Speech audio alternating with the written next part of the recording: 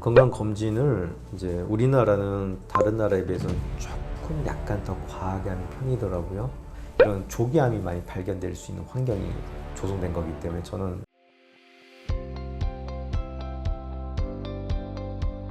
자기소개 부탁드립니다. 네, 안녕하세요. 서울 하이케어원 원장 김태희입니다. 이제 주로 이제 하이프라든지 색전술처럼 영상의학 중재적 시술을 주로 하고 있습니다. 좀 생소해서 좀 설명이 좀 길어질 수도 있을 것 같습니다. 자궁근종, 자궁선근종은 어떤 질병인가요? 뭐 그게 심각한 건 아닙니다. 사실 어떻게 보면 이제 자궁 근종 같은 경우 아마 이제 건강 검진 요즘 보편적으로 하니까 아마 건강 검진하면 대부분 뭐 근종 있다란 말을 자주 들으세요. 이게 사실은 대부분은 그냥 갖고 있어도 별 문제가 없어서 그냥 1년에 한 번씩 정기 검진 오세요 이런 말을 제일 흔하게 듣고요. 이제 자궁 근종이라는 건 이제 검사 방법에 따라 조금 이제 유병률이 달라지기도 하는데 초음파 기준으로는 한 40% 이상. 그리고 좀 질초음파라고 해서 좀 정밀하게 보면 한 62%. 그 다음에 이제 의학부검이라고 해서 우리나라에서는 좀 잘 안 하는데 미국에서는 이제 뭔가 이제 의학부검을 좀 보편적으로 해요. 그래서 부검 자료로 보면 한 77%에서 갖고 있다고 합니다. 그러니까 어떻게 보면 이제 근종 갖고 있는 거는 통계적으로는 정상이다. 그리고 이제 자궁 근종이라는 병은 그 자궁이 보면 이제 안에가 이제 내막이라고 해서요. 그 생리혈 만들어내고 또 이제 그 생리 때 이제 두꺼워졌다가 또 이제 벗겨지고 하는 그런 공간이 있고 그걸 둘러싸고 있는 이제 근육층이 있습니다. 그래서 근종이라는 건 이 근육세포가 좀 과도하게 증식해서 생기는 병인데 흔하게 있습니다. 뭐 사실 따지고 보면 우리 몸에 혹은 뭐 하나씩 다 있습니다. 뭐 예를 들어서 이제 갑상선 같은 경우도 이제 여자분들 기준으로는 한 60%에서 조그마한 결절을 다 갖고 있고요. 뭐 건강 검진하다 보면 간에 혈관종 있어요, 간에 낭종, 그러니까 무록 같은 거 있어요, 또는 콩팥에 뭐 무록 같은 거 있어요. 이제 이런 것들이 대부분 한 40% 정도 확률로는 다 갖고 있기 때문에 뭔가 목부터 해서 이 배까지 쭉 끌고 보면 뭐 하나씩은 다 나온다고 생각하시면 됩니다. 이제 40대 이상이면 한 40% 이상 확률로 갖고 있다 이렇게 생각하시면 되고요. 이제 아까 말씀드렸듯이 대부분 그냥 경과 관찰입니다. 뭐 별로 할 거 없어요. 근데 꼭 치료가 필요한 경우가 있습니다. 어떤 경우냐면 이제 이게 어떤 불편한 증세를 만들 때가 있어요. 가장 흔한 증세가 생리과다 또는 부정출혈입니다. 아까 말씀드렸듯이 이제 자궁 내막층을 둘러싸고 있는 근육층이 생긴 건데 이게 좀 위치가 나빠서 내막층으로 돌출되어 있을 때는 내막을 헐게 만들기 때문에 거기서 피가 많이 나오고요. 또 크기가 좀 어느 정도 커서 내막을 많이 누르면 그때도 피가 많이 나옵니다. 그래서 이런 출혈 증세가 있을 때 또 빈혈 또는 어떤 심각한 어떤 건강의 위협도 되기 때문에 어떤 출혈 증세가 있을 때는 크기가 작더라도 이제 치료를 하게 되고요. 그 다음에 이제 내막을 누르지 않더라도 이게 어느 정도 좀 사이즈가 되면 이제 방광을 좀 많이 누를 때가 있습니다. 이제 자궁이란 장기가 이제 방광 바로 위에 좀 얹혀져 있듯이 있기 때문에 이제 근종이 좀 커지게 되면 방광을 눌러서 소변이 좀 자주 마르게 됩니다. 이제 이것도 흔하게 보는 증세고요. 이제 그럴 때는 이제 밤에 자다가 깨서 소변 한두 번 보고 좀 일상생활이 좀 많이 수면 패턴이 무너지기 때문에 이제 수면 패턴이 무너지면 좀 건강상 좀 여러 문제가 생기기 때문에 그때도 꼭 치료를 하게 됩니다. 그 다음에 지금 제일 유념해야 될 경우가 뭐냐면 이렇게 방광이라든지 내막을 누르지 않을 때는 크기가 꽤 커져도 잘 모를 때가 있어요. 그래서 어떤 경우에 좀 많이 병을 찾게 되냐면 내가 배가 나와서 다이어트를 했는데 딴 데 살이 빠지는데 배는 안 빠져? 그리고 만져보니까 왜 살이 말랑하지 고 딱딱하지? 이상하다. 그래서 초음파를 내보면 거대 근종이다. 이거 빨리 수술해야 돼. 이런 얘기를 들을 때가 있어요. 그렇게 배가 나올 정도로 커지면 이제 좀 옷도 나중에는 막 이제 바지 같은 거 잘 못 입고 치마 입게 되고 굉장히 체형도 무너지게 됩니다. 거대 근종 같은 경우는 별 증세가 없는 위치에 있는데 계속 커지는 경우가 발견되기 때문에 자궁 근종을 생각하면 이제 여자분들은 1년에 한 번씩은 꼭 초음파를 보는 게 좋고 특히나 20대 때는 이제 1년에 한 번씩 꼭 초음파 보라고 말씀을 드려요. 왜냐하면 대부분 이제 20대, 30대는 근종 가지고 문제되는 경우가 잘 없습니다. 근데 특이 체질인 경우엔 20대 때도 근종이 꽤 큰 게 생길 때가 있어요. 그래서 그런 경우는 언제 발견하게 되냐면 결혼 앞두고 웨딩 검진 같은 거 하잖아요. 그 검진하러 갔는데 아야 근종이 큰 게 있어요. 이거 임신 잘 안 될 것 같은데 지금 이거 어떻게 치료해야 되는데 해서 굉장히 좀 환자분들이 패닉에 빠진 경우가 있습니다. 사실 자궁근종도 크기가 크지 않을 때는 이제 치료 방법들이 여러 가지 옵션들이 있고 또 별 문제 없이 다 해결이 됩니다. 그렇기 때문에 20대 특히 본인이 20대거나 또는 자녀분이 20대 꼭 1년에 한 번씩 초음파 검사하라는 말을 꼭 해주셨으면 좋겠습니다. 자궁근종이 발견되면 어떻게 해야 하나요? 일단 근종은 대부분 건강검진에서 발견합니다. 요즘엔. 또는 이제 꼭 건강검진은 아니더라도 요즘에 여자분들이 이제 산부인과 가서 검진 받는 걸 뭐 그렇게 막 꺼려하거나 그러진 않습니다. 그래서 뭐 부정출혈이라든지 또는 뭐 여러 가지 질염 이런 것들 흔하게 산부인과를 가게 되는데 그때 우연하게 초음파 보다가 발견하는 경우도 꽤 많습니다. 말인즉 자궁근종이라는 게 어떤 근종으로 인한 어떤 증세 그것보다는 우연하게 또는 건강검진에서 발견하게 된 경우가 많고요. 대부분 그런 경우는 그냥 경과관찰입니다. 1년에 한 번씩 초음파 보다가 이제 뭔가 문제가 생길 때 치료하게 되는 거고요. 그리고 사실 근종이 생기고 커지는 거는 이제 본인의 체질에 따라 좌우가 되고 같은 자궁, 본인 안에 있는 자궁에서도 그 근종들이 분자생물학적으로 얼마나 그 여성 호르몬이 에스트로겐에 민감하냐 그 민감도가 각자 다 다릅니다. 그래서 좀 둔감한 애들은 그냥 폐경기 때까지 그냥 긴가민가 뭐 이렇게 가고요. 근데 좀 민감한 애들은 좀 쑥쑥 커지기도 합니다. 근데 그걸 미리 알 수는 없기 때문에 1년에 한 번씩 꼭 초음파를 보자 하고 그 다음에 이제 좀 꼭 치료받아야 될 경우는 뭐냐면 위치가 안 좋을 때 내막을 좀 많이 누르고 있는 위치에 있을 때는 좀 출혈 또 이런 증세들이 많습니다. 생리 과다, 부정 출혈. 그리고 또 임신기에 가고 있을 때는 이런 근종들이 굉장히 나중에 이제 착상이라든지 임신 유지에 굉장히 방해가 되기도 합니다. 그래서 그럴 때 꼭 치료를 받아야 되고요. 출혈 이외에 어떤 주변 장기를 눌러서 소변이 좀 자주 마렵다. 물론 약간 좀 두고 볼 수도 있겠지만 그래도 밤에 자다가 잠을 깰 정도다. 그러면 이제 수면 패턴이 깨지고 그러면 여러 가지 뭐 혈압이라든지 또는 당뇨 이런 위병률로 높아지기 때문에 밤에 자다 깰 정도라면 꼭 치료가 필요하고요. 그 다음에 요즘에 허리 아프신 분들이 많은데 물론 이 자궁근종 요게 이 자체가만으로 허리가 아프게 만들진 않아요. 근데 요즘에 어떤 디스크라든지 뭐 협착증 여러 가지 허리 문제를 갖고 계신 분들이 꽤 많습니다. 젊은 나이에도 이제 그런 경우에 근종이 혹시 이제 그 척추를 많이 압박할 때는 이 안 좋은 허리를 더 안 좋게 악화시킬 때가 있습니다. 그래서 본인이 평소에 어떤 허리 척추 관련 질환이 있는데 근종이 좀 덩어리가 크면서 허리 쪽을 압박하고 있다. 그때 한번 치료를 고민해 보는 게 맞습니다. 자궁근종 수술할지 고민된다면 어떻게 하는 게 좋을까요? 자궁근종이라는 게 막 뻥 사라지진 않아요. 아까 말씀드렸듯이 근육세포가 과도하게 증식해서 생긴 양성 혹이기 때문에 이제 근육세포로 이렇게 이루어져 있고 그 사이사이에 콜라겐 이런 게 껴있는 거기 때문에 물리적으로 고체이기 때문에 이게 사라질 수는 없어요. 단 폐경기가 되면 전반적으로 생식기가 좀 위축이 와요. 그래서 같이 위축이 올 수는 있지만 사라지진 않는다. 그럼 이게 커지냐? 이 커지는 거는 이제 제일 중요한 건 본인의 체질입니다. 유전적인 체질이고요. 그래서 사실 근종이라는 게 혹시 엄마가 이 근종으로 치료받은 병력이 있다. 그럼 이제 딸도 근종이 진단되고 치료받을 확률이 그렇지 않은 경우에 비해서 30%에서 많게는 한 3배까지 올라간다고 합니다. 그래서 유전적인 체질이 중요하고요. 그리고 이제 같은 자궁 안에서도 이제 분자생물학적으로 이제 이게 여성 호르몬 영향을 받아서 증식하는 거기 때문에 분자생물학적으로 이게 또 민감도가 또 다 다릅니다. 그래서 어떤 근종은 이제 분자생물학적으로 민감도가 둔감해서 그냥 폐경기 때까지 뭐 커지나 아니 뭐 그냥 멈춘 상태로 가는 경우도 있는데 어떤 근종 씨앗은 좀 무섭게 자랄 때도 있습니다. 이제 그걸 미리 알 수 없기 때문에 1년에 한 번씩 초음파 경과를 보다가 되게 좀 증세가 좀 있다. 특히 출혈, 생리 과다가 있으면 이제 뭐 피검사 해보면 이제 혈색소 수치도 막 떨어지고 빈혈약 먹어야 되고 해요. 이제 그런 경우는 크기가 뭐 2cm다.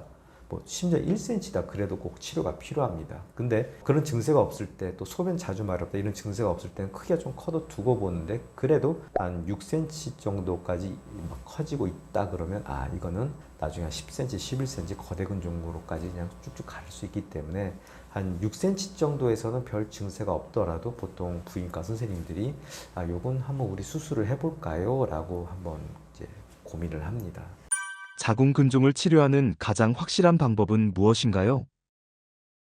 워낙 흔한 종양이고 이거를 갖다가 치료할 수 있는 옵션이 굉장히 많습니다. 방법이 여러 가지고요. 일단 뭐 치료라고까지는 뭐 그렇지만 제일 많이 하는 건 경과관찰이죠. 그냥 두고 보자. 1년에 한 번씩이 제일 흔하고요. 그 다음에 호르몬 치료 같은 걸 좀 해볼 수가 있어요. 자, 출혈이 좀 많다. 생리과다. 근데 이분이 보니까 나이를 보니까 50대 접어들었고 난소 검사 해보니까 폐경이 얼마 안 남았어. 그러면 이제 호르몬제로 이런 생리 주기라든지 호르몬 양을 좀 조절해서 좀 피를 좀 덜 나게 해서 한 1, 2년 요걸로 끌고 가다가 그냥 끝내면 되지 않겠냐. 그래서 폐경기를 앞두고 있을 때는 그렇게 호르몬 치료, 약물 치료를 하는 경우가 제일 좋을 것 같고요. 물론 이제 또 요즘에는 그런 먹는 약보다는 미레나 같은 거 시술도 많이 합니다. 여자분들한테 이제 좀 많이 들어보는 거예요. 미레나가 혹시 루프라고 들어보셨나요? 그 자궁 내막에다 삽입하는 피임기구. 옛날에는 그게 금속 제제를 썼어요. 그 금속이 어떤 화학적인 어떤 그 이리테이션, 자극 그런 걸 일으켜서 착상이 안 되게 하는 피임기구인데 요즘에는 그거 말고 플라스틱 챔버 같은 걸 넣어요. 거기서 소량의 프로게스테론이 나와서 에스트로겐을 기량해서 이제 피임 효과가 있는 건데 그게 소량의 프로게스테론이 또 호르몬 치료 역할을 또 해주기도 합니다. 그래서 그런 미레나가 요즘에는 그런 출혈 같은 거 있을 때 좀 보편적으로 좀 많이 가볍게 써보기도 합니다. 근데 이게 또 호르몬제가 지속적으로 나오는 거기 때문에 또 너무 젊은 나이에 했을 때는 장기간 언제까지 내가 이걸 끼고 있어야 되나 또 문제도 있을 수가 있습니다. 그래서 아마 이런 호르몬 치료, 미레나 이런 거는 제일 적합한 건 이제 폐경을 좀 앞두고 있을 때는 제일 적합합니다. 그 다음에 제일 많이 하는 건 사실은 수술입니다. 근종이라는 게 결국 이제 어떤 이 덩어리에 물리적인 압박 때문에 얘가 눌러서 모든 증세가 생긴 거기 때문에 사실 아까 말씀드렸던 호르몬 치료, 약물 치료도 이 근종 크기가 어느 정도 크면 효과가 없습니다. 그래서 보편적으로는 수술을 많이 하게 되고요. 옛날에는 이제 개복 수술을 제일 많이 했죠. 이제 배를 열어가지고 떼어내고 이제 꼬매는 수술을 제일 많이 했고요. 요즘에 이제 그 복강경 수술을 많이 합니다. 이제 복강경은 이제 배에 구멍을 뚫어서 이제 째지 않고 구멍을 뚫어서 이제 근종을 이제 제거하는 거고. 최근에는 이제 로봇 수술 광고를 좀 많이 봅니다. 로봇 수술은 이제 복강경 수술의 일종인데 로봇 시스템이 좀 도와줘서 이제 수술하는 의사가 좀 더 편하게 수술할 수 있게 해주는 시스템이고요. 그런 수술적인 치료법들이 있는데 그거 말고 좀 시술 같은 경우도 있습니다. 이제 94년도에 이제 자궁동맥 색전술이라는 게 좀 등장을 했어요. 이제 자궁동맥 색전술은 이제 사실 자궁동맥을 그냥 막는 거예요. 딱 영구적으로. 처음에 지루할 얘기 같긴 한데 처음에 나왔던 계기는 그 보통 이제 여자분들이 이제 출산할 때 아무리 안전하다고 하더라도 좀 위급한 상황이 생기죠. 제일 우리가 걱정하는 거는 이제 출혈이죠. 뭐 아기 낳고 났는데 지혈이 안 돼요. 그래서 막 사망하는 경우 옛날에 꽤 많았습니다. 뭐 소설 속의 주인공들 다 그렇게 많이 죽었고요. 이제 그 프랑스 파리에서 어떤 이제 영상의학과 팀에서 그걸 좀 많이 했어요. 옛날에 그게 좀 산후출혈이 지혈이 안 되면 그냥 자궁을 드러냈는데 너무 험악하죠. 기술이 발달해서 자궁동맥 색전술이라고 양쪽 자궁동맥을 좀 막아버려요. 그럼 이제 지혈이 돼서 이제 환자분이 이제 살아나죠. 근데 그분이 좀 관찰력이 좋았어요. 색전술로 살린 환자들을 경과 관찰을 해보니까 이 환자분이 근종이 있었는데 근종이 좀 줄어드네. 왜지? 하고 보니까 정상 자궁 근육층은 주변의 어떤 다른 혈관으로부터 혈액 공급을 받아가지고 우회로를 통해 살아날 수 있는데 근종은 이게 우회로를 갖다가 못 끌어다 쓰는구나, 죽는구나, 굶어서. 그래서 이 논문을 갖다가 94년도에 발표했을 때 굉장히 찬사를 많이 받았어요. 야, 이건 진정 수술을 대체할 수 있는 방법이다 그랬고 몇 년 뒤에 그 미국의 라이스 국무장관 기억나시나요? 그 최초의 흑인 여성 국무장관, 근데 그분도 이걸로 치료받아가지고 굉장히 좀 유럽이랑 북미에서 센세이션하게 쫙 퍼졌던 치료 방법입니다. 그 다음에 이제 99년도에 고강도 초음파 집속술이라고 하이프라는 게 이제 나왔습니다. 이제 그 치료 방법은 강한 초음파 에너지를 한 초점에 모아서 생긴 열과 진동 에너지 종양을 파괴시키는 건데 자궁 근종 쪽으로 이제 요걸 발표하고 난 다음에 또 굉장히 센세이션했어요. 근종이라는 게 어떻게 보면 흔한 거고 수술이라는 게 이 흔한 질병을 이렇게 수술로 좀 너무 좀 무식하지 않나 했을 때 이 하이프가 선보였을 때 굉장히 이것도 수술을 대체할 수 있는 방법이다. 많이 각광을 받았었고요. 그래서 한 90년대 말 이후에 2000년도 넘어오면서부터는 어쩌면 수술 없이 이런 색전술이라든지 하이프 가지고 근종을 잘 치료하고 관리할 수 있게 됐다. 이제 이렇게 이제 보여지고 있습니다. 자궁근종, 여전히 수술만이 정답인가요? 일단은 그 약물 같은 거 썼을 때 근종이 이제 줄어들진 않아요. 그 호르몬제의 역할은 뭐냐면 이 생리혈 많은 걸 조절할 목적이 커요. 그래서 이제 어떤 그런 화학적인 작용으로 우리 이제 생리혈을 줄인다는 거지 근종을 줄이는 건 아닙니다. 아, 물론 인공폐경 만드는 주사를 맞으면 좀 위축이 올 수도 있죠. 근데 그 주사는 6개월 이상 못 맞습니다. 왜냐하면 부작용이 심해서 특히 골다공증 때문에 6개월 이상 못 맞는 주사고요. 결론은 호르몬제는 출혈을 줄이는 거지 근종을 줄이는 건 아니다. 그 다음에 이제 수술 같은 경우는 사실 한국에서는 수술을 많이 해요. 보통 아까 말씀드렸던 하이프라든지 자궁동맥 색전술 같은 경우는 대학병원에서는 엄밀하게 영상의학 중재적 시술이라고 해서 영상의학과에서 합니다. 근데 수술 같은 경우는 산부인과에서 하게 되고요. 근데 환자가 처음 병원에 갔을 때는 당연히 산부인과를 먼저 보고 임상과 선생님을 그럼 산부인과 선생님이 이 환자의 어떤 상태를 보고 또는 환자의 어떤 치료 철학 들어보고 사실 어떤 자궁 근종이라는 게 암이라든지 이런 질환은 아니기 때문에 사실 어떤 환자의 어떤 그 치료 철학이라든지 이런 걸 좀 들어봐서 환자한테 맞는 치료법들을 이렇게 이거 있는데 아마도 당신 말씀 들어보니 이게 맞는 것 같아요. 이렇게 얘기할 게 좀 정상적인데 그냥 앉혀놓으면 대충 수술하시죠 날짜 이런 식으로 많이 가요. 왜냐하면 그 선생님 입장에서는 수술밖에 그분 할 줄 몰라요. 색전술 또는 하이프는 할 줄 몰라요. 또 이제 요즘에 이제 대학병원 모든 의학 분야가 좀 마찬가지긴 하지만 굉장히 고도로 전문화되어 있고 하드하게 거기에 트레이닝을 받아요. 근데 내가 이제 어떤 이런 수술법에 굉장히 한 10몇 년 이상 헌신해 오다 보니까 또 여기에만 계속 논문 쓰고 연구하다 보니까 이 쪽에 있는 어떤 영상학 중적 시술에 대한 이해는 굉장히 좀 떨어지고 좀 잘 모릅니다. 그래서 내가 모르는 걸 좀 권하기 그렇잖아요. 잘 권하지 않게 되는 게 있고 또 하나 좀 조심스러운 얘기긴 한데 최근에 이제 가끔 이제 뉴스 기사 잘 안 나오긴 하지만 가끔 이제 그 대학병 교수님들이 좀 양심 선언 비슷하게 지금의 인센티브 제도를 좀 바꿔야 된다는 얘기를 많이 제기를 하세요. 왜냐면 이제 옛날에 진짜 옛날 얘기인데 아산 삼성이 생기기 전까지는 다 그 대학교 중심의 대학병원이었는데 아산 삼성이 들어오면서부터는 오히려 이제 기업에서 대학 큰 병원을 만들고 그 다음에 이쪽에서 대학을 만들든지 인수하든지 이제 이런 식으로 이제 대학에서 병원으로 간 게 아니라 기업에서 병원에서 대학으로 가는 시스템들이 쫙 자리를 잡았는데 여기 괜히 기업의 논리로 가요. 그래서 교수님들의 어떤 급여가 그 대기업이랑 똑같아요. 인센티브 제도이기 때문에 만약에 내가 여기서 내가 수술을 하게 되면 내 인센티브인데 이게 저쪽으로 가서 색전술 하이프하면 저쪽 인센티브가 돼요. 이거 굉장히 자꾸 안 놔주려고 하는. 그래서 전반적으로 이제 하이프에 대해서는 또는 색전술에 대해서는 좀 환자분들한테 잘 소개가 안 되고 잘 모르고 있다. 사실 제가 여기서 이제 자궁 근종 성근증에 대한 이런 하이프 색전술 얘기를 좀 많이 하고 싶은 이유 중에 하나는 일반인들한테 환자들한테 이런 정보가 잘 전달이 안 되는 것 같아서 한번 이런 공간을 통해서라도 좀 환기를 시켜보자. 또 한 가지는 뭐냐면 자궁 척출 수술 빈도랑 그 국가 경제력을 갖다가 이렇게 지도에 표시한 게 있어요. 미국에서 나오는 그 지도의 내용은 뭐냐? 좀 못 사는 나라일수록 좀 의료 체계가 좀 잘 안 돼 있는 나라일수록 자궁 척출을 많이 한다 해서 이렇게 표시를 해놨는데 예외가 딱 하나 있어요. 한국이 OECD에서도 굉장히 잘 사는 나라 축에 속하는데 자궁 척출 수술이 탑을 찍었어요. OECD에서. 그래서 우리나라가 좀 과도하게 자궁 척출 수술 쪽으로 좀 편향돼 있다. 그래서 혹시 자궁 척출 수술을 원하지 않거나 할 수 없는 분들한테 이런 대안들을 좀 충분하게 소개시켜 줄 필요가 있겠다 해서 이런 얘기를 좀 많이 해보려고 합니다. 자궁근종, 수술 말고 다른 방법이 있을까요?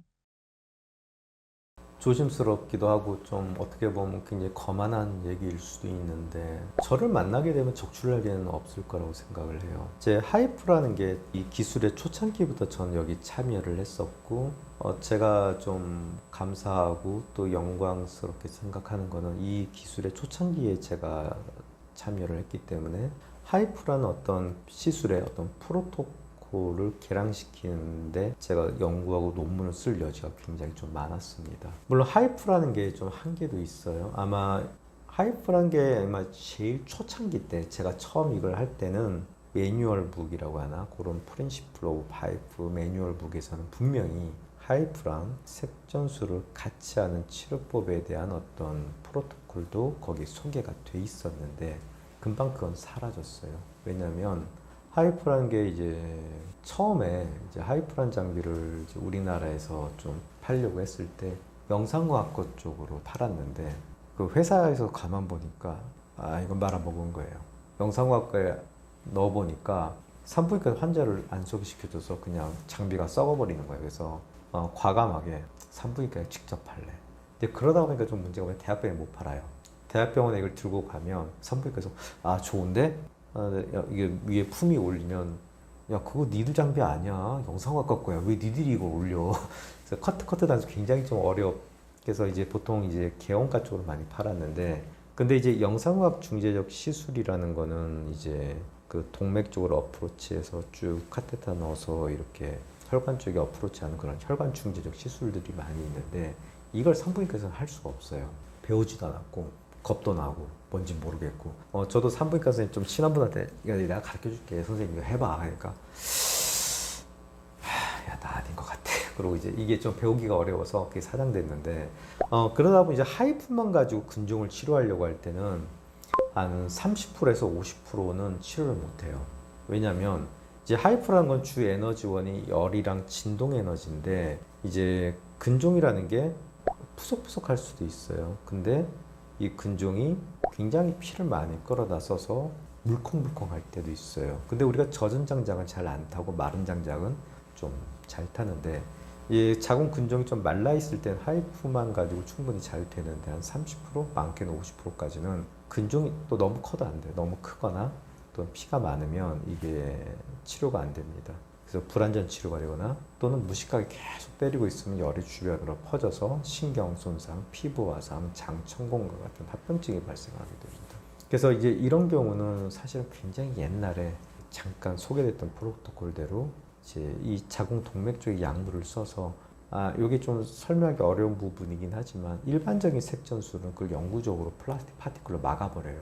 그건 막는 게 아니라 이제 요건 하이프 전처치로 하이프를 용이하게 하기 위해서 하는 거기 때문에 몇 시간 동안 피가 좀 덜 흐르게 생체에서 분해되는 약을 좀 써서 이제 피가 좀 덜 흐를 때 그때 바로 하이프를 하면은 젖어있던 근종이 바짝 마르면서 치료가 굉장히 쉽게 됩니다. 그래서 만약 하이프만 가지고 하려고 할 때는 한 30% 많게는 50%는 치료가 안 되고요. 근데 이렇게 이제 부분적으로 색전술 거는 거랑 하이프랑 같이 하면 사실 거의 대부분의 근종은 이걸로 치료가 잘 됩니다. 그래서 아마도 제 방식대로 하면은 치료가 다 잘 될 거라고 보여요. 근데 이 방식이 좀 어려운 게 저도 좀 외국 나가서 이걸 여러 의사들한테 좀 얘기를 해보니까 그 외국에서도 보면 이제 요즘에 이제 산부인과 쪽으로 많이 퍼져 있는데 의료 제도 문제인데요. 우리나라는 미국식 제도라서 의사 라이센스를 갖고 있으면 다 할 수가 있어요. 전문의 자격증인데. 근데 외국은 보니까 제가 주로 이제 많이 돌아다닌 데가 이제 아시아권인데요. 특히 아시아권에 저 밑으로 가면 다 이제 그 영국 식민지였잖아요. 영국식 의료 제도인데 거기는 굉장히 세분화되어 있어요. 일반이가 할 수 있는 거, 전문의가 있으면 전문의가 할 수 있는 거. 그래서 제가 이거 딱 보여주고 해봐. 그러니까 아니 우리 법 체계상 나는 이걸 못해. 이건 영상과학에서만 할 수 있어. 그래서 이게 가르치기가 좀 어렵더라고요. 그래서 어쩔 수 없이 지금 보면 이제 이런 방식대로 하는 의사는 아마 주변에서 이제 아시아권이라든지 한국에서는 이제 저밖에 없는 것 같더라고요. 부득이하게 수술을 해야 하는 경우는 어떤 경우인가요? 일단 제가 가끔 수술을 권하는 경우도 가끔 드물게 있습니다. 어떤 경우냐면 이제 시술하기 전에 꼭 MRI를 찍어보는데 MRI 판독지상 악성도 조금 의심돼요. 그러면 안 건드립니다. 왜냐하면 악성이 의심될 때는 우선 조직 검사를 해보는 게 맞기 때문에 이제 수술로 보내요. 근데 보통 이제 대학병원 이렇게 수술 보내면 리플라이가 오거든요. 근데 아까 말씀드린 희귀암이라고 그랬잖아요. 한 15년 됐는데 받았던 리플라이 중에 암 나온 건 한 번도 없고 다들 자궁근종 잘 수술했습니다 고맙습니다 그걸 리플라이만 오더라고요. 그래서 암에 대해서 과도하게 걱정할 필요는 없지만 그래도 영상학 판도상 좀 찝찝하면 그렇게 수술로 좀 보내게 됩니다. 그리고 이제 수술 같은 경우는 이제 후유증이라는 게 아예 제로일 수는 없어요. 수술하고 나면은 우리가 이제 그 배 안을 우리가 들여다볼 수는 없잖아요, 일반인들이. 보통 이제 우리가 흔히 생각하면 우리 여기 손이라든지 뭐 팔, 다리 이런데 이제 찢어지고 꼬매는 경우 있잖아요. 그리고 나면 이제 치유 반응 때문에 두툼하게 이렇게 좀 올라오잖아요. 그럼 배 안에 그렇게 이제 뚫고 들어가서 또는 째고 들어가서 뭐 자르고 꼬매고 안에서 이렇게 했잖아요. 그럼 그런 창상 치유 같은 그런 반응이 안에서 일어나요. 그러면 이 장기와 장기들이 좀 이제 들러붙어요. 이런 흉터처럼. 그래서 복강경 한 번 하고 나면 다음번에 수술할 때 우리가 개복 수술할 확률이 많아요라고 얘기하는 게 이렇게 들러붙어 있기 때문에 또 이거 뚫을 때 굉장히 위험해서 열게 되는 거고요. 그러면 이걸 우리 장유착이라고 부릅니다. 그럼 장유착이 생겼을 때 사실 뭐 그렇다고 해서 큰 문제가 생기진 않아요. 그냥 장유착이 생겨도 대부분 별 느낌이 없거나 난 수술하고 난 다음에 좀 가스가 좀 잘 차는 것 같아. 좀 소화가 잘 안 되는 것 같아. 이런 느낌이에요. 근데 좀 운이 안 좋을 때는 꼬이거나 막혀요.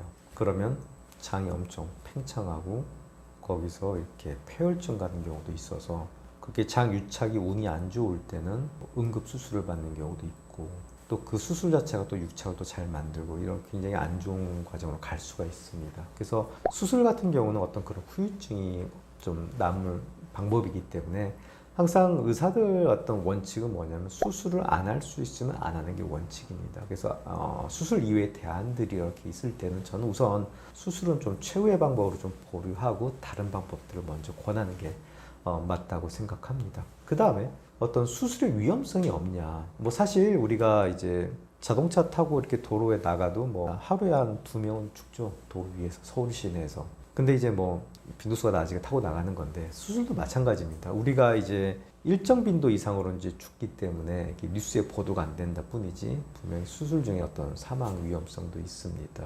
이제 제일 걱정하는 거는 이제 출혈. 이제 우리가 복강경 포도 뚫을 때요. 이게 가끔 삐끗할 때 있어요. 무슨 마가 낀 날 있다고 하잖아요. 그 마가 낀 날에는 진짜 뭐 있어 사고 나요. 저도 대학교 레지던트 때 제일 기억에 그랬던 사건이 교수님이 이제 복강경 포도 뚫다가 삑 했는데 이 안에 있는 큰 동맥을 뚫어가지고 이제 포토로 이렇게 피가 이렇게 폭 솟아 올라와. 그러면 이제 갑자기 우리 팀들은 다 빠지고 어느 순간 이제 혈관외과랑 흉부외과 교수들이 막 와서 한 잔 살렸어요. 살렸는데 이제 배에 흉터가 크게 남았죠. 당연히 대학병원에서 살았어요. 아마 개인 병원 로컬 뭐 중소형병원에서 했었으면 아마 사망했을 거예요. 그 다음에 이제 제가 공보위 때 갔을 때 가자마자 옆 동네 병원에서 사고가 크게 났어요. 복강경 포도 뚫다가 20대 23살 여자였는데 거기는 이제 작은 중소형 병원이라서 사망 사고가. 그래서 이제 의사 입장에서는 그런 복강경 같은 경우가 안전하긴 하지만 그래도 의사 생활하면서 그런 안 좋았던 기억들이 있어요. 위험했던 순간들, 마가 낀다는 그런 일이 생깁니다. 이제 그런 것 때문에 안전한 건 아니다 100%. 그 다음에 마취 사고도 있어요.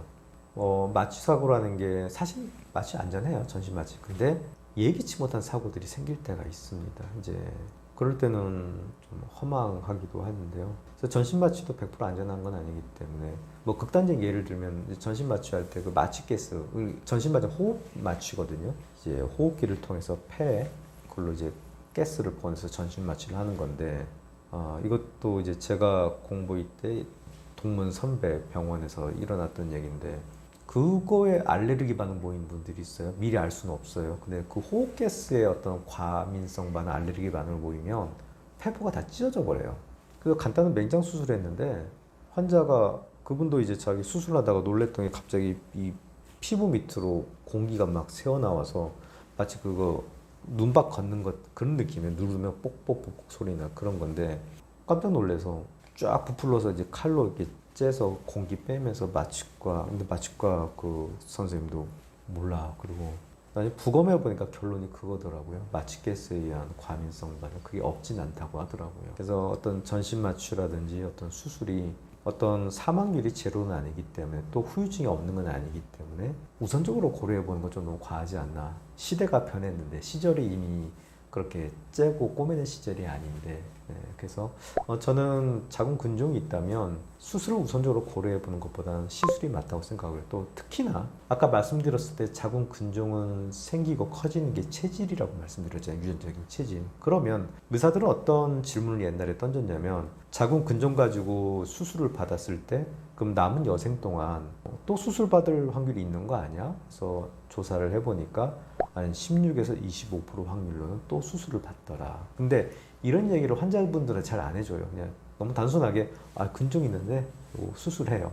환자한테 얘기해 줄 얘기는 뭐냐면 이번에 수술하지만 남은 여생 동안 또 수술 받을 확률이 한 16에서 25%고 나이가 20대요.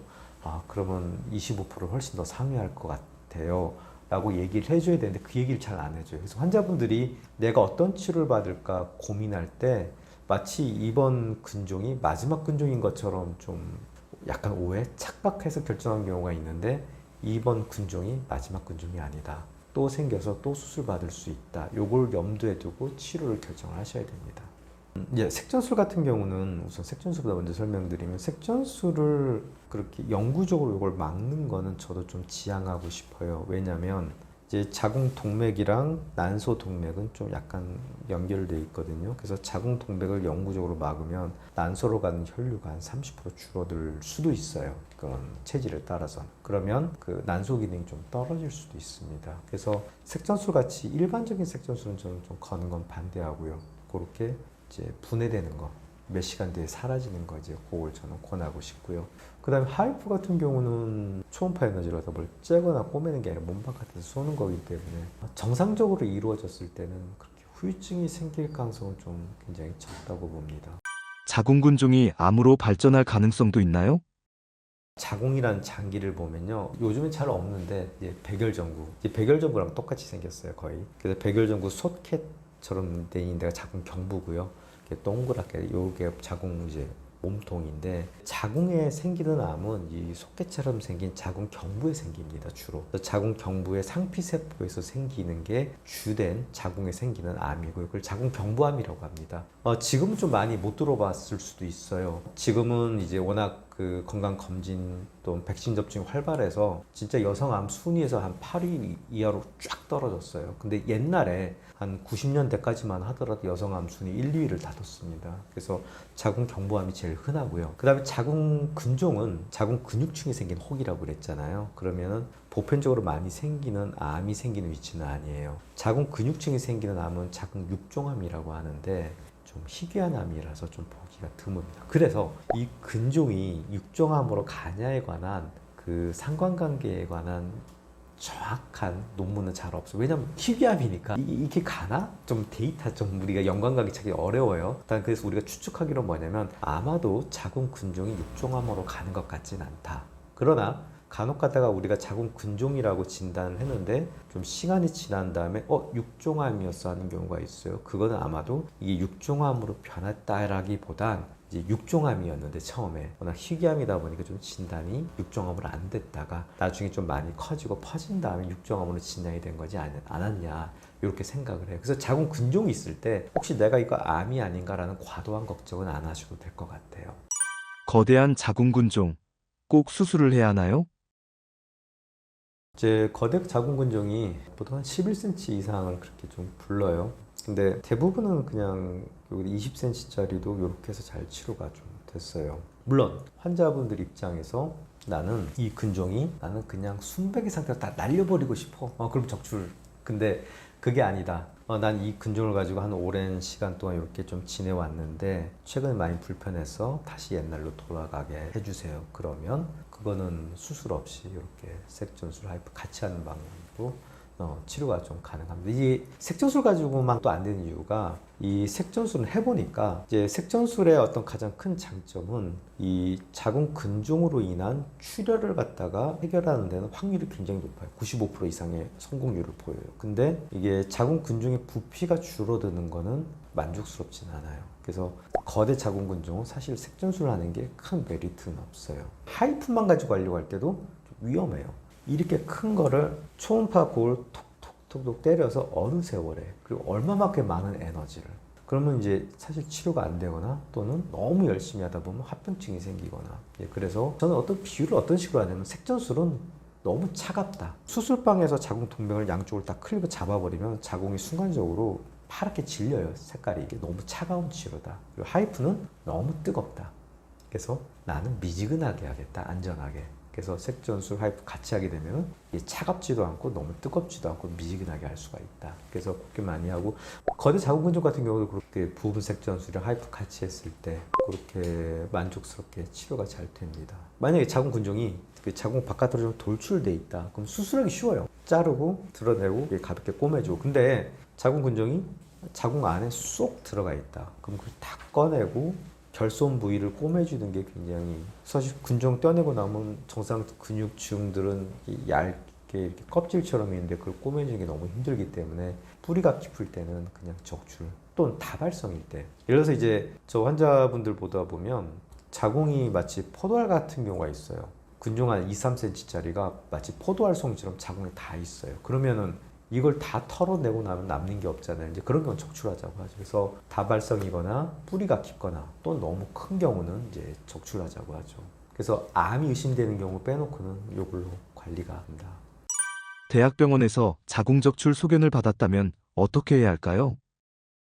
적출 안 해도 돼요. 이렇게 얘기하시면. 그게 좀 그래요. 사실 환자분들 중에 적출 원하지 않는 분들 있고, 교수님이 이제 적출하자고, 같은 교수 얘기였는데 두 명의 환자 얘기를 들어봤는데 둘이 이제 같은 직장 동료라서 한 명은 그 교수한테 나 적출 진짜 싫다고 난리를 쳤대요. 그러니까 그 교수가 옆방의 영상학과 교수한테 환자를 넘겨줬대요. 그래서 영상학과 교수님이 보시고 색전술을 걸어서 자궁을 적출하자고 치료를 했어요.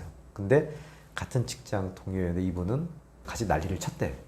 근데 교수가 꿈쩍도 안 하더래. 자기 정성이 부족했는지 안 됐대. 그래서 저를 찾아왔어요. 그래서 제가 우리 색전술 검사 하이프에서 치료를 했던 적이 있어요. 그래서 사실은 적출을 원하지 않으면 사실 대학병원 교수님이 영상학과로 넘겨주면 적출 안 해도 돼요. 근데 그럴 일은 굉장히 드물어요. 적출을 원하지 않는 경우는 사실 이제 그런 틈새 시장이 있기 때문에 제가 이걸 한 거예요. 사실 대학병원에서 활발하게 했으면 제가 굳이 개원가에서 이걸 굳이 제가 할 기회가 없었는데 가만 보니까 이런 틈새가 있더라고요. 분명히 적출하지 않고도 치료가 가능한 옵션들이 있는데 이 얘들은 대학병원에서는 구조적으로 안 돼. 그래서 이건 내가 해야지하고 한 거죠.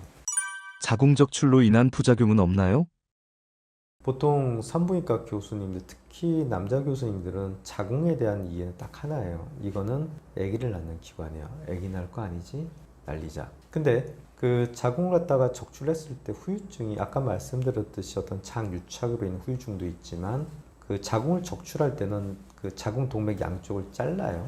묶어요. 그러면 난소로 가는 혈류가 좀 떨어져요. 그래서 그 난소 기능이 떨어져서 조기 폐경이 오기도 꽤 흔하게 와요. 특히 이제 40대 중반에 적출하고 나서 조기 폐경 오고 좀 고생하는 분들 꽤 많습니다. 그 다음에 이제 의사들은 이론적으로 이렇게 돼서 이렇게 될 거라는 것도 중요하지만 더 중요한 거는 해보니까 결과가 어떻더라가 중요한데, 자궁 적출 수술을 했을 때는 좀 그런 후유증들이 정신의학적인 문제로도 좀 많이 오더라. 뭔가 우울감이라든지, 사실 자궁이란 기관이 우리가 이거는 아기 낳는 거 외에는 아무 역할을 안 해라고 우리가 단정을 지었지만, 사실 이게 어떤 호르몬이라든지 어떤 신경학적으로 어떤 기능을 할 수도 있다고 생각을 해요. 그래서 우울증이 온다든지 또는 어떤 성욕이 굉장히 감소한다든지 이런 정신과적인 문제들도 좀 동반을 하더라. 이제 그런 좀 반성이. 근데 사실 그거는 이제 의사들보다는 그 환자 단체들에서 미국 그 사이트가 좀 많이 있더라고요. 우리 이런 걸 겪고 있어요. 이런. 사실 미국은 환자 단체가 굉장히 큰 역할을 합니다. 자궁적출 안 해도 된다고 했을 때 환자들 반응은 어땠나요? 이제 보통 이제 적출 수술 이제 권유받고, 또는 뭐 이런 경우도 있어요. 뭘 치료를 잘 못 해줄 때도 있어요. 제 환자분 중에 20대 아직 결혼 안 하신 분, 근종이 위치가 굉장히 안 좋고 컸는데 대학병원 서울대병원에서 수술하면 이게 자궁 살리기 힘든데 수술은 안 돼. 좀 지켜봐요. 아유 피가 많이 나. 빈혈약. 아유 그래도 좀 안 올라오네. 어떡하지? 겨우. 그래서 저를 찾아온 경우도 있었는데요. 치료가 어렵거나 또는 적출해야 되는 경우 난 적출할 수 없어 하는 분들이 찾아오시게 돼요. 이게 찾아보다가. 근데 이게 제가 아까 전에 틈새라고 했잖아요. 이게 가끔 생각해보니 틈새 끼인 것 같아. 하이프가 이제 대학병 잘 안 하고 색전술도 잘 안 하고 그래서 제가 하는데 사실 또 이렇게 주변에 보면 다 개원하신 분들 저 중소병원 또 개인병원 다 산부인과 선생님들 이쪽을 많이 하시잖아요. 근데 그분들은 이걸 좀 잘 배우기가 어렵고 안 하고 또 하더라도 하이프만 하시거든요. 그러다 보니까 이 두 개 다를 하는 사람은 저밖에 없는 거예요. 틈새 좋긴 한데 내 틈새 끼인 것 같아. 왜냐하면 환자분들이 와서 너 얘기 들어보니까 다 좋은 것 같은데 왜 너만 해? 아니 너만 할 수 있다고? 아야 씨, 안 믿겨져. 정말 뭐 이런 반응들을 좀 많이 보이시더라고요. 근데 제가 환자분 입장에 서 보니까 맞는 것 같기도 해요. 왜냐면 어떻게 굉장히 좋은 얘기인데 왜 너만 할 수 있는 거야? 왜 너만 해? 뭐 이런 의심. 아 진짜 그런 분도 있어요. 어떤 환자분 와서 내가 바로 여기 옆 건물에 저 내 피부과 유명한 데 가서 했어. 내 요 피부 무슨 건선인가 뭔가. 자기는 독보적인 기술로 당신 치료해 줄게요 했는데 아유 거짓말해서 1년간 나 그냥 돈만 날렸어. 근데 옆 건물에 너만 된다고? 야, 그래 저쪽 건물에 저 피부과서 좀 너도 야 그런 거 아니야? 뭐 이렇게 직설적으로 좀 이렇게 의구심을 표시하는 분들이 있더라고요. 그래서 또 제 입장에서 야 이거 틈새에 끼인 것 같기도 하다. 근데 한마디로 말씀드리면 잘 돼요. 특히 이제 자궁 성근증 같은 경우는 잘 돼요. 이제 자궁 성근증 같은 경우는 사실 진짜로 이것 때문에 고통받는 환자분들이 많아요. 성근증은 이제 특히 그 통증이 유명해요. 너무 아파서 응급실 가서 마약성 진통제 받는 분들도 있어요. 이게 성근증이라는 게 생각보다 좀 흔하다고 생각해요. 어떻게 보면 여자분들이 한 40%에서는 이게 있을 수도 있다고 생각을 합니다. 근데 좀 진단이 잘 안 되는 게 성근증은 이제 내막세포가 근육층으로 착상해서 붙는 거기 때문에 이 경계가 없어요. 그래서 초음파에서 진단이 초반에 좀 어렵습니다. 그래서 진단이 좀 잘 안 되는 병이긴 하는데 이게 쉽게 말하면 자궁이 붓고 피나고 또 아픈 병입니다. 그래서 이 병이 있으면 굉장히 고통스러운데 보통 이 성근증에 대해서는 대개 결국엔 자궁 적출 쪽으로 가게 돼 있습니다. 근데 적출을 안 할 수 있는 방법은 이렇게 하이프 치료하면 이게 또 치료 반응이 굉장히 좋아요. 옛날에 암 설명할 때 췌장암 통증 잘 잡는다고 그랬잖아요. 이게 성근증 통증도 되게 잘 잡아요. 그래서 성근증 같은 경우에 하이프로 치료했을 때는 그렇게 자궁 적출 없이 치료가 잘 되기 때문에 특히 치료 효과가 드라마틱하기 때문에 자궁 성근증 같은 경우는 저는 수술은 절대 반대합니다. 왜냐하면 수술 없이 너무 치료가 잘 돼서. 최근 자궁근종 환자들이 폭증하는 이유는 무엇인가요? 이제 자궁 근종은 많이 증가하는 추세이긴 해요. 근데 저는 가장 큰 원인 초음파 검사라고 생각을 해요. 옛날에는 초음파 검사를 그렇게 많이 보진 않았어요. 근데 우리나라가 외국에 비해서는 좀 좋은 나라예요. 그래서 초음파 검사를 이렇게 싼 가격에 비교적 다른 나라에 비해서 많이 할 수 있기 때문에 자궁 근종 비율이 올라가는 것 같아요. 점점점. 그래서 거의 한 40% 이상 되는데 뭐 단적인 예로 한번 스웨덴이랑 비교해 보면 스웨덴은 자궁 근종 유병률이 그런가 굉장히 낮아요. 왜 그렇게 낮냐 봤을 때 제 생각엔 그 나라 사람들이 체질적으로 근종이 작은 게 아니라 적은 게 아니라 그런 나라들은 다 좋은데 공짜인데 초음파 검사하기 되게 힘들어요. 주치 사인이 있어야 되고 기다려야 되고 뭐 하기 때문에 아마 초음파 검사를 별로 안 하기 때문에 유병률이 낮은 거고 우리나라는 최근 들어 초음파 검사 너무 이제 쉽게 마치 청진기랑 똑같아요. 그래서 많이 보편적으로 하기 때문에 유병률이 점점 올라간 거 이게 제일 크고요. 그 다음에 하나는 좀 식생활과 비만율도 어느 정도 상관관계가 있다고 봐요. 물론 아까 말씀드렸듯이 자궁 근종이 생기고 커지는 거는 제일 중요한 요인은 채집인데 식생활과 비만도 좀 영향을 미치긴 해요. 붉은 육류를 너무 많이 먹으면 그 좀 유병률이 좀 올라갈 수 있다고 보고요. 그 다음에 일본에서 한 논문이 한 가지 있는데 비만인 경우 잘 생긴다. 그리고 같은 BMI라도 배둘레가 좀 굵은 사람들이 더 잘생긴다라고 해요. 그래서 아마 식생활과 비만도 어느 정도 좀 영향을 있다고 생각을 합니다. 자궁에 좋은 음식과 나쁜 음식, 어떤 것들이 있나요? 사실 우리 음식 있잖아요. 음식이랑 병이랑 상관관계 밝힌 거 굉장히 어렵습니다. 이게 논문으로 입증을 해야 되는데 논문 세팅 자체가 굉장히 어렵습니다. 그래서 사실 어떤 인터넷 또는 사람들께 하는 얘기가요. 사실 근거 없는 얘기가 많습니다. 음식에 대해서는. 근데 자궁 근종에 가서는 논문이 딱 한 가지가 있어요. 이탈리아에서 나온 건데 뭐 좀 단순해요. 결과는. 어떤 붉은 육류를 많이 먹었을 때는 50%좀 올라가고 자궁 근종 발생률이 그 다음에 녹황색 야채를 먹었을 때는 한 30% 감소하고 그 다음에 과일을 먹었을 때는 한 20% 많이 감소한다. 이런 논문이 한 가지가 있고요. 그 다음에 또 한 가지 비교해 볼 만한 점은 우리나라랑 일본이랑은 체질이 비슷해요. 그래서 뭐 위암, 대장암 뭐 이런 거 보면 좀 비슷해요. 유병률이, 패턴이. 근데 자궁근종은 좀 유난히 좀 달라요. 일본은 자궁근종 그 유병률이 거의 10% 살짝 넘는 건데 우리나라는 40%가 넘어가거든요. 뭐좀 식생활도 좀 패턴이 차이가 있는 것 같아요. 그래서 생선 많이 먹는 일본은 좀 적게 발생하고 삼겹살 많이 먹는 우리는 좀 많이 발생하는 거지 않나. 좀 식생활도 그런 면에서는 좀 영향을 미치지 않을까라는 생각을 합니다. 그 다음에 이제 경험적으로 의사들끼리 경험적으로 얘기한 건 뭐냐면 환자분들보다 보면 다른 건 잘 모르겠는데 그 칡즙 먹고 갑자기 근종이 커지는 경우가 좀 있더라 이런 얘기를 의사들끼리는 해요. 그래서 아마 칡즙이 어떤 이유인지 모르겠지만 그 칡즙 액기스를 먹었을 때는 근종이 좀 커질 수도 있지 않나 이런 생각을 하고요. 그 다음에 이제 그 식품에 대한 오해 중에 하나가 가끔 이제 인터넷 카페 이런 데 보면 환자분들 사이에서 아, 자궁 근종이 있으면 두부 먹으면 안 돼요 라는 얘기를 좀 하는 분들이 있더라고요. 그 근거가 뭐냐, 콩에는 이제 이소플라본이라고 그 식물성 에스트로겐이 좀 풍부해요. 이 식물성 에스트로겐이 근종을 키우지 않을까라는 걱정을 하시더라고요. 근데 제 의견이 조금 달라요.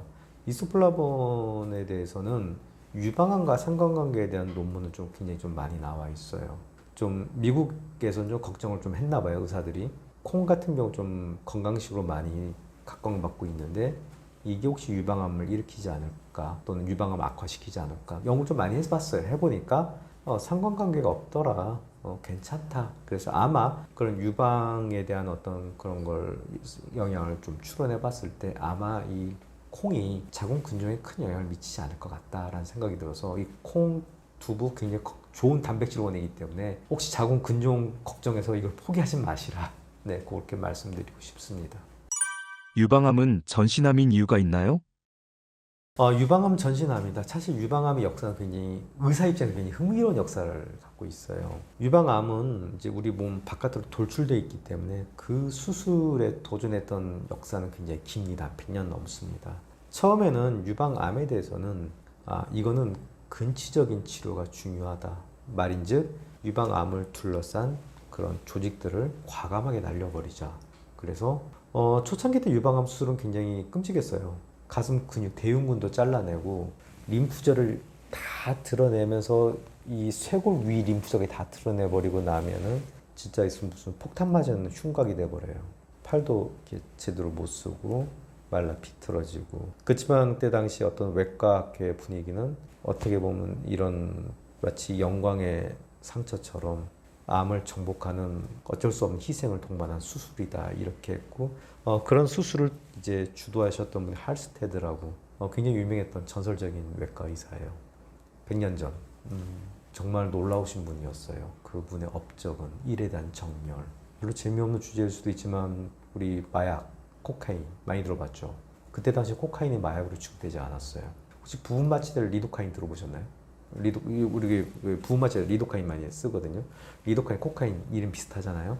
코카인도 처음에 부분 마취 효과에 주목을 했어요. 그래서 많은 외과 의사들이 그걸 어떤 마취제를 어떻게 써볼까라고 연구를 좀 했는데 할스테드도 그 연구를 하면서 자기 몸에 좀 써봤어요.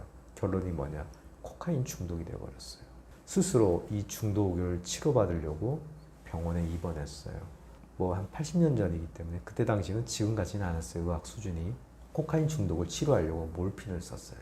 그래서 이분은 몰핀 중독이 됐어. 그래서 평생 동안 몰핀 중독이랑 코카인 중독 사이를 왔다 갔다 했어요. 근데 대단하다고 생각한 뭐냐면 중독을 왔다 갔다 하는 이 마약 중독 상태에서 엄청난 업적을 남기셨어요. 근데 이분의 업적의 주된 건 뭐냐면 근치적인 치료예요. 그래서 유방암도 그렇게 엄청나게 그냥 다 드러내는 수술을 했는데 물론 그런 수술이 췌장암, 대장암, 위암에는 지금도 정당성이 있어요. 그렇게 정상 조직도 많이 포함해서 드러내야지만 이 수술이 의미가 있어요. 근데 유방암은 다른 암과 좀 다르더라라는 걸 나중에 깨닫게 됐어요. 뭐냐? 이 유방암이라는 게 주변 조직으로 공격적으로 퍼지다가 빵 전이하는 게 아니라 뭔가 전이 재발이 올 때는 전신에서 천천히 올라오는 것 같더라. 그래서 80년대 중반 이후로 어떤 시도를 많이 해봤냐면 유방 보존적인 수술을 많이 해봤어요. 임상 연구를. 야, 이거 아닌 것 같아. 그러면서 유방 수술을 굉장히 좀 축소. 그래서 그냥 유방 보존적인 수술을 하고, 중요한 게 뭐냐. 전신 치료인 항호르몬제랑 항암제가 정말 중요하지 않을까 해보니까, 이게 맞더라. 그래서 한 90년대 중반 이후 그 다음부터 유방암은 전신암이야. 이거는 제일 중요한 치료가 어떤 전신 치료다. 수술은 그 역할이 다른 암에 비해서는 좀 많이 좀 축소되어 있다. 그래서 이 말씀을 꼭 드리고 싶은 이유는 뭐냐면, 그래서 유방암 같은 경우 치료할 때 그 수술하고 나서 보조적인 항암을 좀 많이 하는데, 보조적인 항호르몬 치료를 많이 하는데 환자분들이 좀 오해를 갖고 계세요. 보통 우리가 어떤 좀 극단적인 경우, 뭐 췌장암, 간암, 뭐 이런 암 같은 경우 항암을 해도 고생만 하지 한 3개월 더 사는 거 이런 경우가 많습니다. 근데 유방암 환자분들 자꾸 그런 거랑 좀 오해를 하셔가지고 항암 나 안 할래 하신 분들이 좀 많아요. 야, 그 고생만 하고 다 재발해. 오히려 면역을 떨어뜨려. 근데 그게 아니다. 유방암은 항암제가 잘 듣고 또 이게 기본이다. 왜냐면 유방암 전신암이다. 그래서 혹시 유방암 수술 받고 나서 항암을 안 하려고 좀 도망가시려고 하신 분들이 있는데 꼭 드리고 싶은 말이 수술보다 이게 더 중요하다. 그리고 유방암은 정말 항암이 효과적이다. 그래서 꼭 그걸 강조하고 싶더라고요, 항상. 유방암 환자들이 급증하는 이유가 있나요? 그것도 제일 가장 큰 원인 초음파라고 생각해요. 건강검진을 이제 우리나라는 다른 나라에 비해서는 조금 약간 더 과하게 하는 편이더라고요. 그래서 직장 내 검진 보더라도 한 30대 초반인데도 유방 초음파 많이들 하더라고요. 그래서 이 그물이 촘촘해서 유방암이 조기 발견이, 제가 볼 때 좀 긍정적이라고 생각해요. 뭐 폭발했다 그렇지만 이런 조기암이 많이 발견될 수 있는 환경이 조성된 거기 때문에 저는 괜찮다고 생각하고요. 물론 어떤 환경적인 요인도 있다고 생각을 해요. 과거랑 비교해 봤을 때 이제 90년대 이후로 이제 식생활 패턴이 많이 변했거든요. 그런 유제품들을 많이 먹고 육류 섭취가 많아지고 비만도가 높아지고 이런 식생활 어떤 생활 패턴의 변화가 유방암을 좀 올리는 데 영향을 미쳤지만 지금처럼 혹시 많이 올리는데 큰 영향을 미친 것 같지는 않다. 그 다음에 이제 어떤 생리 시작한 날, 그 나이가 좀 빨라진 것도 영향을 좀 미칠 수 있다고 생각을 해요. 유방암 같은 게 에스트로겐이 이제 영향을 많이 받는데 여성 호르몬에 그 과거와 달리 옛날에 한 지금 나이 한 70대, 80대 할머니 세대는 초경 나이가 굉장히 늦었어요. 10대 후반이었는데 지금 뭐 10대 초반으로 쫙 내려왔죠. 그러다 보니까 이 에스트로겐의 노출 기간이 좀 길어졌어요. 과거에 비해서. 이제 그러다 보면 이것도 분명히 유방암 발생을 올리는 데 역할을 좀 합니다. 어떤 게 있냐면 아기를 임신하고 있는 동안에는 우리 몸을 에스트로겐으로부터 좀 보호하는 그런 기관의 역할이라고 생각을 하는데요. 그래서 아이를 이제 한 3일 이상 출산하면 아무래도 에스트로겐으로부터 많이 보호를 받기 때문에 유방암 그런 확률이 좀 많이 좀 떨어집니다. 요 유방암 얘기는 아닌데 자궁근종, 자궁성근증도 요 임신과 좀 연관이 있습니다. 그래서 근데 약간 상반되어 있어요. 이제 자궁근종 같은 경우는 애를 셋 이상 낳으면은 자궁근종 발생률이 확 떨어집니다. 왜냐면 아기를 갖고 있는 동안에 에스트로겐부터 보호해주는 역할을 하기 때문에. 근데 자궁성근증은 주된 발생 원인이 내막 세포가 근육층으로 가서 착상하는 거잖아요. 왜 글로 갈까?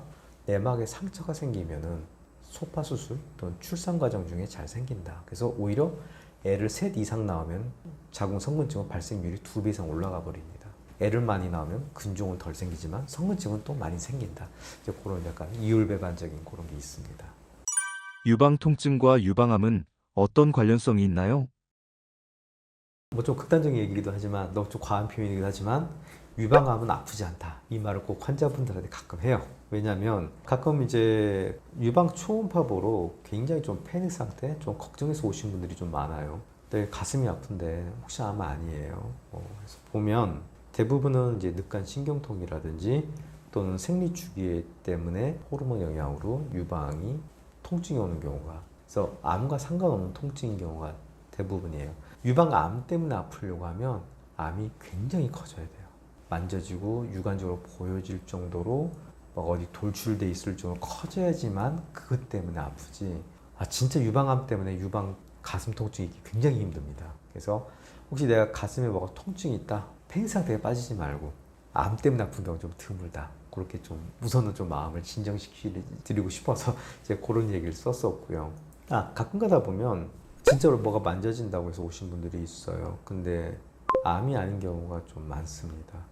한국 사람들은 좀 특징적으로 좀 치밀 유방이라고 해요. 서양 사람들에 비해서는 좀 유방 조직이 좀 단단하고 치밀합니다. 그래서 특히 생리 때 되면 이 유방 조직이 좀 더 좀 땅땅해서 이게 좀 만져져요. 그럼 이제 유방이라는 조직은 이제 지방층으로 덮여 있고 그 위에 피부가 있는데 이 유방 조직이랑 이 지방층이랑 그 경계면이 특히 생리 때는 이 단단한 경계면이 만져져요. 그러면 안 그래도 생리 때문에 좀 불편한데 유방이 만져보니까 경계면이 만져지면 갑자기 팬 상태로 달려와요. 나 암이다고. 아니라고. 아직 젊으셔서 그런 거라고. 물론 이제 나이가 들면 유방 조직이 이제 지방 조직으로 바뀌면서 이제 그런 건 없어져요. 그런 경우도 많다. 유방암 환자들이 원장님을 찾아오는 이유가 있나요? 특히 유방암 같은 경우 이제 그 유방 수술하기 싫어하는 분들이 많이 찾아오셨어요. 근데 대부분 그런 경우는 저는 돌려보는 경우가 좀 많았습니다. 왜냐면 유방암 같은 경우는 그래도 완치율이 높은 암입니다. 1기랑 2기는 한 90% 이상의 완치율을 보이고 3기만 하더라도 다른 암과 다르게 70% 이상 완치율을 보이기 때문에 그냥 수술하고 뭐 필요하다면 방사선 항암하는 기존의 프로토콜대로 하자라고 저는 끝까지 설득을 합니다. 그래서 돌려보내고요. 근데 제가 치료하는 경우는 유방암이 이제 4기 전이 됐을 때는 이제 기본 치료가 수술이 아니라 항암이 됩니다. 그래서 그런 경우는 항암하면서 보조적으로 하이프를 해서 암 덩어리를 좀 많이 좀 파괴시켜서 항암이랑 같이 하는 거. 그래서 일단 직접적으로 암세포를 좀 파괴시키는 죽이는 작용도 있고 그 다음에 그 하이프 작용 자체가 항암제를 좀 잘 투과시키게 해줘요. 그래서 항암 효과를 올리는 거랑 그 다음에 간혹 좀 운이 좋을 때는 이제 암세포를 이제 많이 파괴시켰을 때 암세포가 파괴되면서 그 암 안에 숨겨져 있던 단백질들이 좀 노출이 돼요. 그러면 이걸 우리 몸의 면역세포가 항원으로 인식해서 거기에 맞는 항체를 빵 만들어냅니다. 그래서 운이 좋아서 항체를 팍 많이 만들어내면 전신 어떤 면역, 항암 면역 효과가 확 세게 나올 때도 있어요. 이제 그런 경우 언제 확인 가능하냐면 항암을 못 쓰는 경우도 있어요. 내성 때문에. 이제 그런 경우 하이프를 하고 나니까 하이프 치료하지 않았던 병변들도 같이 확 줄어든 경우가 있습니다. 그래서 면역 어떤 기능, 어떤 기대 효과로 같이 하기도 합니다. 그래서 유방암 4기 때 치료한 기대 효과는 직접 암세포를 죽인다. 항암 효과, 그 다음에 항암 면역 반응 효과. 이제 그런 걸로 기대 효과로 한번 해볼 때가 있습니다. 제일 기억 남는 건 초반에 그분도 대체의학에 신념이 강해서 근데 제가 그냥 설득을 좀 했다고 생각을 했어요. 그리고 수술로 보냈다고 생각을 했는데 몇 년 뒤에 전이가 굉장히 많이 된 상태로 한번 저를 찾아오셨더라고요. 근데 그때 이제 유방 털이 너무 커서 제가 하이프를 같이 했는데 기억이 남는 건 뭐냐면 내가 이 환자를 설득하는 기술이 부족했나? 왜 수술을 안 받았지? 왜 항암을 안 했지? 이제 그런 게 계속 머릿속에 계속 따라붙더라고요. 그래서 좀 기억이 남고요. 또 한 가지 기억이 남는 환자는 이분은 이제 반도체 노동자였는데요. 유방암은 수술하고 이제 방사선 항암을 해야 되는데 수술하게 되면 2주 쉬어야 되는데 자기는 못 쉰다. 왜냐 나는 정직원이 아니고 계약직이라서. 또 한편 생각하면 좀 슬픈 게 혹시 그 반도체 그 공장 환경이 또 암을 더 잘 맞는 거 아니야 이런 생각도 좀 들긴 했는데 근데 사실 더 중요한 거는 먹고 사는 문제잖아요 생계.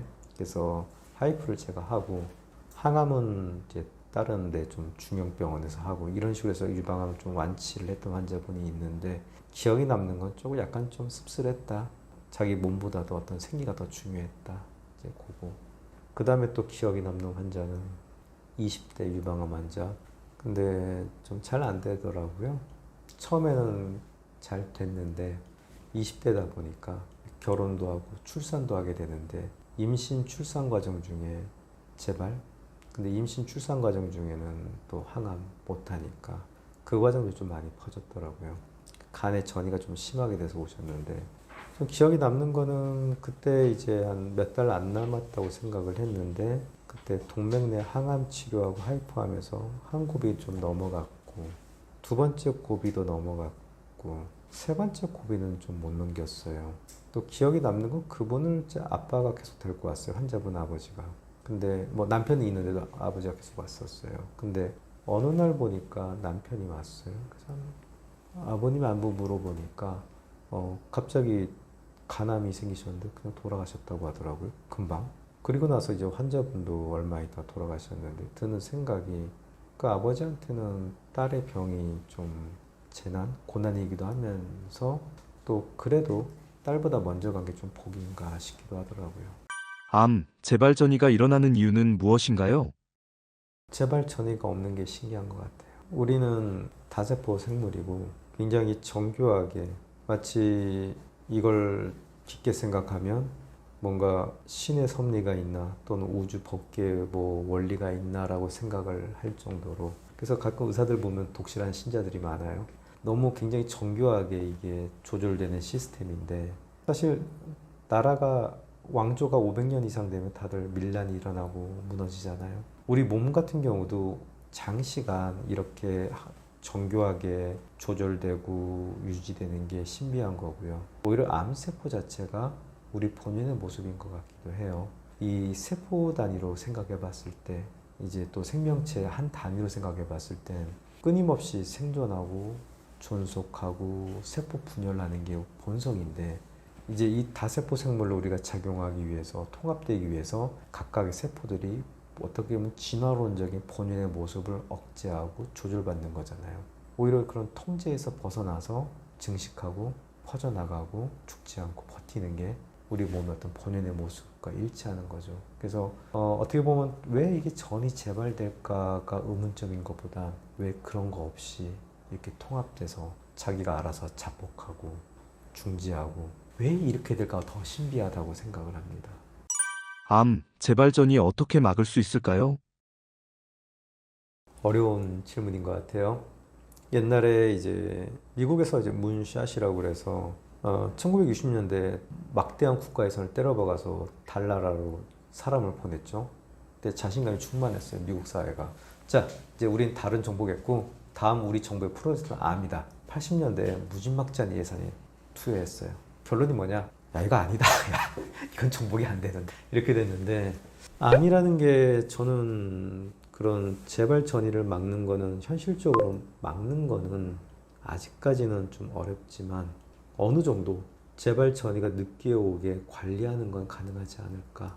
지금 현재 연구하고 있는 것들은 대부분 다 면역에 좀 많이 연관돼 있습니다. 면역 항암제라고 면역 쪽에 관여하는 특정한 어떤 분자 거기를 타겟으로 하는 항암제랑 그 다음에 면역 세포 어떻게 특정한 어떤 유전자 어떤 조작을 한 면역 세포를 넣어서 암을 타겟팅하는 거 그런 식으로 좀 많이 가고 있는데 어떤 그런 면역이 중요한 것 같고요.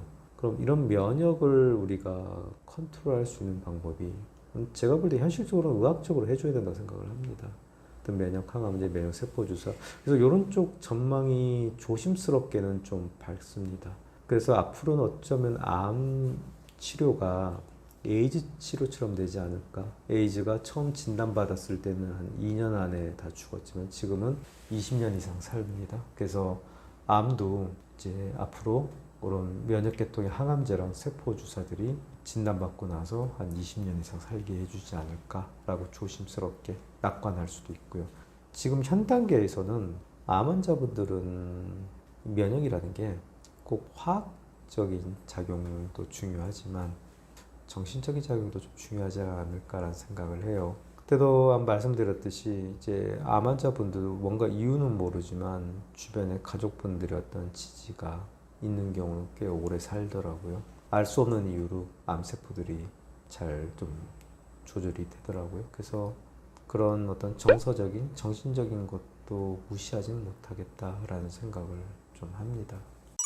표준 치료를 거부하는 암 환자들에게 해주고 싶은 말씀이 있나요?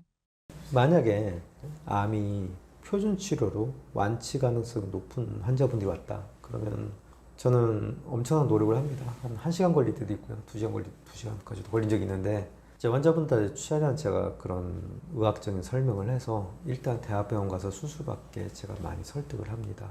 근데 이제 제가 주로 보는 암 환자분들은 좀 전이암 사기입니다. 이제 그런 경우는 이제 항암 치료가 주치료가 되는데 이 항암 치료는 좀 한계가 있습니다. 지속적으로 할 수는 없어요.